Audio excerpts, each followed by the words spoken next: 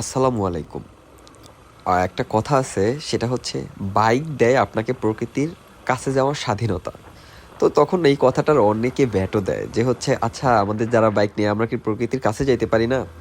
Actually ব্যাপারটা এরকম না। এখানে ব্যাপারটা হচ্ছে আমরা কোথাও ঘুরতে যাওয়ার জন্য অবশ্যই আমাদের যানবাহনের দরকার, রাইট? কেউ প্রাইভেট কার নিয়ে যায়, কেউ বাসে যায়, কেউ ট্রেনে যায়, কেউ এয়ারে যায়। আর আমরা যারা বাইকার তারা বাইক নিয়েই যাই। ম্যাক্সিমাম না, যারা বাইকার তারা বাইক নিয়েই ঘুরে, বাইক নিয়ে ঘুরতেই তারা বেশি পছন্দ করে। তো এখানে অন্য সব যানবাহন থেকে বাইক কেন আলাদা? আপনি এয়ারে যাচ্ছেন, হয়তোবা আপনার অনেক টাকা আছে, আপনি লাক্সারি একটা ট্যুর দিচ্ছেন, আপনি কক্সবাজার যাবেন, আপনি যে কোনো জায়গায় যান এয়ারে, বাংলাদেশের ভিতরের কথা বলতেছি আর কি। অথবা আপনি এটা অন্য দেশের, ইন্ডিয়ার কথা বলবেন, ইন্ডিয়ার ভিতরেই, যেখানে আমাদের এখন বাংলাদেশ থেকে আপনি ইন্ডিয়া যাবেন সেখানেও হতে পারে। এখন আপনি এয়ারে যাবেন, আপনি এয়ারপোর্ট থেকে এয়ারে উঠলেন, আপনাকে বিমানে আপনার গন্তব্যে পৌঁছে দিবে। মানে বিমান যেখানে মানে বিমানের ভিতরে আপনি বাইরে যেতে পারবেন না। তো এটা একটা আলাদা ব্যাপার। যেহেতু আপনি ঘুরতে যাচ্ছেন, আপনার ঘোরাটাই যেহেতু যদি মেন উদ্দেশ্য থাকে, তখন হচ্ছে আপনি কিন্তু জাস্ট আপনি এখান থেকে এয়ারে উঠলেন, কক্সবাজার নামলেন, জাস্ট এতটুকুই আপনি বিমানের ভিতর বসে রইলেন। এবার বিমানের পরে আসলো এবার বাস।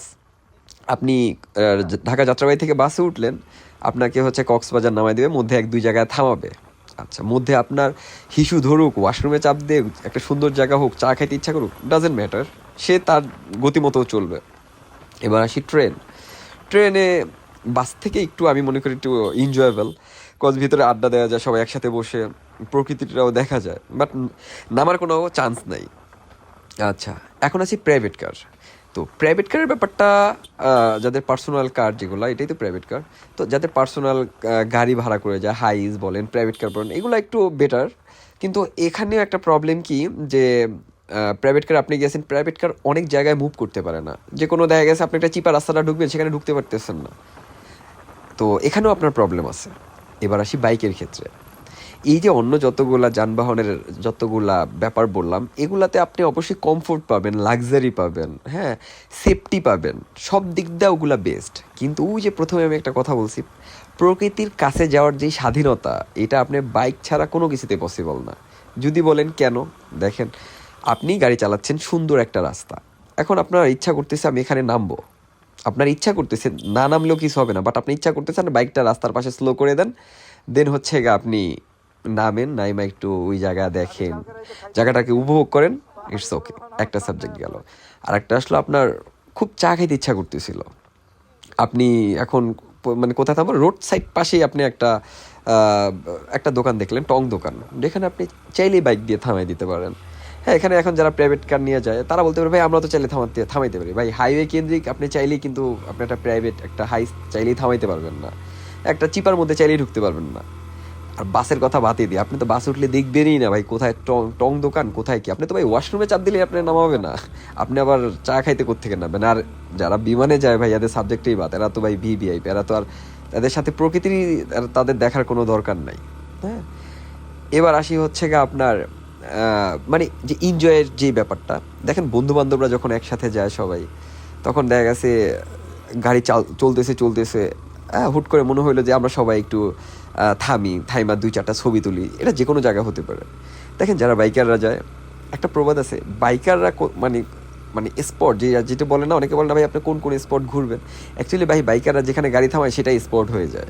এদের পার্সোনাল কোনো স্পটের দরকার না। যেরকম আপনি আপনি নর্মালি হচ্ছে ওই প্রাইভেট কার নিয়ে যাচ্ছেন আপনার, কিন্তু অথবা আপনি বাসে যাচ্ছেন, অথবা আপনি যে কোনো অন্য কোনো পার্সোনাল বড় গাড়িতে যাচ্ছেন, এটা কিন্তু কোনো রেস্টুরেন্ট অর্থাৎ রিসোর্ট ছাড়া থামবে না। আর বাইকারের ক্ষেত্রে কিন্তু এরকম মানে কোনো মানে ওই নির্দিষ্ট কোনো কিছু দরকার না, আপনার রাস্তার পাশে থামাই দিয়েছেন, ইটস ওকে, যার যার ভাই যে যার মতো করে চিল কর, দুষ্টামি ফাইজলামি কর। ইভেন আপনার হচ্ছে মানে, এবার এগুলো তো বললাম নর্মাল রাইডের কথা, এবার আসি হচ্ছে পাহাড়ের ব্যাপারটা। দেখেন প্রকৃতি যদি আপনি দেখতে চান, অবশ্যই পাহাড়ে আপনার প্রকৃতি দেখতে হবে। আপনি কিন্তু হাইওয়ে কেন্দ্রিক যেরকম সমতল রাস্তায় প্রকৃতি অত সুন্দরভাবে বোঝা যায় না। আর প্রকৃতি দ্যাট মিনস হচ্ছে সবুজ আর নীল আকাশ, নিচে সবুজ গাছ, এগুলোই হচ্ছে প্রকৃতির উদাহরণ। তো ওই জায়গা থেকে পাহাড়ি হচ্ছে ওয়ান অফ দ্য বেস্ট। তো পাহাড়ে আপনি যখন আসবেন, তখন আপনি যদি বাসে আসেন ভাই, আকাশ আর দেখা লাগবে না, বিকজ আকাশের উপরে মানে বাসের উপরে ছাদ দেখছে, আপনি আকাশ দেখতে পারবেন না। ট্রেন তো আর এখানে চলে না। আর পার্সোনাল কারের কথা বলবো ভাই, বাইক আপনি পাহাড়ের ঢালু বলেন আর আপ হিল বলেন আর ডাউন হিল বলেন, যে কোনো জায়গায় আপনি বাইক এক গিয়ারে হালাইয়া লাগলে কাইট করে ফালাইয়া রাখিয়া দিয়ে আপনি মনে করেন সুন্দরভাবে রিল্যাক্স করে একটা মানে একটা জায়গা দেখার জন্য থামাইতে পারবেন। কিন্তু আপনি এটা কারে এটা পসিবল না। আপনি পাহাড়ের থেকে যেরকম পাহাড়ের রোডে যারা গিয়েছেন এইগুলার থেকেও শাখা রোড যায়, যেগুলো হচ্ছে মাটির থাকে, ইটের থাকে, সরু রাস্তা, যেগুলো আরও বেশি সুন্দর। ওখানে চাইলেই আপনি বাইক ঢুকাই দিলেন, ভুম করে ঢুকাই দিলেন, উঠে গেলেন উপরে, যে একটা চিলমিল করে আধা ঘন্টা রেস্ট নিয়ে টাইম টুইম পাস করে আপনি আইলেন, জোস। কিন্তু আপনি কিন্তু এগুলা মানে বড় গাড়িতে এটা পসিবল না। তো এই এখানে যেরকম বাইকের ওই যে যেরকম বাইক দিয়ে আপনাকে প্রকৃতির কাছে যাওয়ার স্বাধীনতা, এই জিনিসটা যতটা সত্য, যতটা মানে বাস্তবতা, হ্যাঁ একটা প্রবাদ আছে না, যত ভালো ততটাই আবার খারাপ। হ্যাঁ, এটাতে রিস্ক আছে। রিস্ক কি? এটাতে হচ্ছে যে কোনো দুর্ঘটনা ঘটলে বাইকে হচ্ছে দুর্ঘটনা ঘটার হারটা বেশি। দেখা গেছে বাইকে যারা মুভ করে তারা বেশি দুর্ঘটনার শিকার হয়। ভাই ভাগ্যে যা আছে তা তো হবেই, তো তারপরেও সেফটি ফার্স্ট। আমরা যারা বাইকার, ভাই একটা বাইক থাকলেই সে বাইকার না, ঠিক আছে? একটা বাইক থাকলেই সে রাইডার না। আপনার সেফটি গিয়ার থাকতে হবে, আপনার একটা অথেন্টিক হেলমেট থাকতে হবে, আপনার গ্লাভস থাকতে হবে, বুট থাকতে হবে, রাইডিং স্যুট থাকতে হবে। তাইলে আমি মনে করি আপনি সেফ। তারপর আসে এক্সপিরিয়েন্স। এখন আপনি গাড়ি চালানোর এক্সপিরিয়েন্স নেই, আপনি পাহাড়ে গেছেন বাইক নিয়ে, তাহলে ভাই দুর্ঘটনা ঘটতেই পারে। সো অবশ্যই এক্সপিরিয়েন্স থাকতে হবে। আপনি এক্সপিরিয়েন্স এবং আপনার সেফটি গিয়ার পরে আপনি যদি পাহাড়ে যান, তাহলে ওই যে আমি প্রথমে যে কথাটা বলছি, বাইকই দেয় আপনাকে প্রকৃতির কাছে যাওয়ার যে সুযোগ। এটা যে যতই তর্ক করুক না কেন আমাদের, এই কথা কেউ আর নড়চড় করাইতে পারবে না। আমি আমার কথা বলি, আলহামদুলিল্লাহ, আমি যখন পাহাড়ে যাই আমার মনে হয় যে আমি সবচেয়ে সুখী।